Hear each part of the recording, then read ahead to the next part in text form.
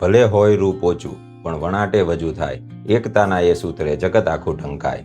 Cotton, કપાસ, સૂતર આ બધી વસ્તુથી આપણે ખૂબ જ પરિચિત છીએ, કારણ કે ભારત એ કપાસનું ખૂબ જ મોટું ઉત્પાદક છે.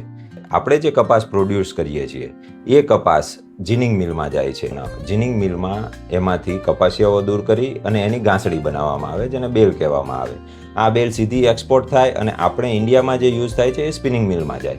સ્પિનિંગ મિલમાં આ બેલને ખોલી અને એને બ્લો રૂમમાં લઈ જવામાં આવે. બ્લો રૂમમાં એને હવાથી ક્લીન કરવામાં આવે અને એમાંની અશુદ્ધિઓ, કચરા છે, પાંદડા છે, નાના નાના ખરાબ જે ધૂળ, રજકણ, ડસ્ટ આ બધું દૂર કરવામાં આવે અને બ્લો રૂમમાંથી એને કાર્ડિંગ પ્રોસેસમાં લઈ જવામાં આવે. આ બધી ચેનલમાં ગોઠવાયેલી પ્રોસેસ હોય અને અલગથી લઈ જવાની જરૂર હોતી નથી, એક પછી એક ચેનલમાં ચાલ્યા કરે. કાર્ડિંગ પ્રોસેસ છે એમાં પણ માઇનોર કચરું દૂર કરી અને બધા તાતણાઓને અલગ કરવામાં આવે.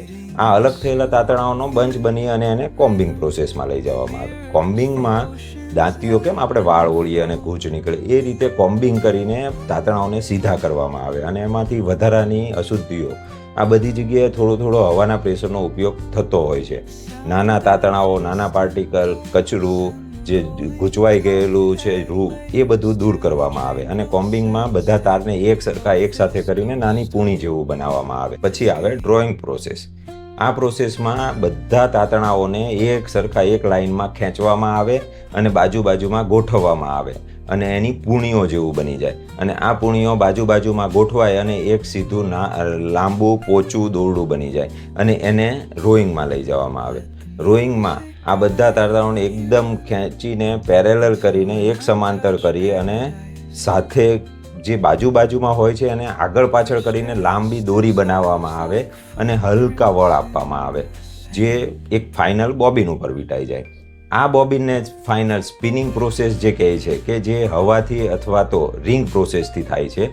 આ પ્રોસેસમાં લઈ જવામાં આવે, જેમાં જરૂર પ્રમાણેની જાડાઈવાળું ફાઇનલ યાર્ન ટ્વિસ્ટ આપીને બનાવીને ફાઇનલ પેકેજિંગમાં બોબિનમાં ભરી દેવામાં આવે છે અને પછી એને પેક કરીને એક્સપોર્ટ અથવા વીવિંગ ડિપાર્ટમેન્ટમાં અલગ જગ્યાએ મોકલવામાં આવે છે અને એ યાર્નમાંથી કપડું બને છે.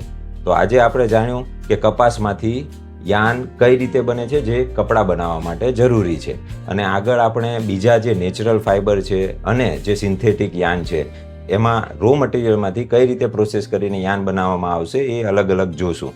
તો એના માટે તમે મને ફોલો કરજો અને સબસ્ક્રાઈબ કરજો. ધન્યવાદ.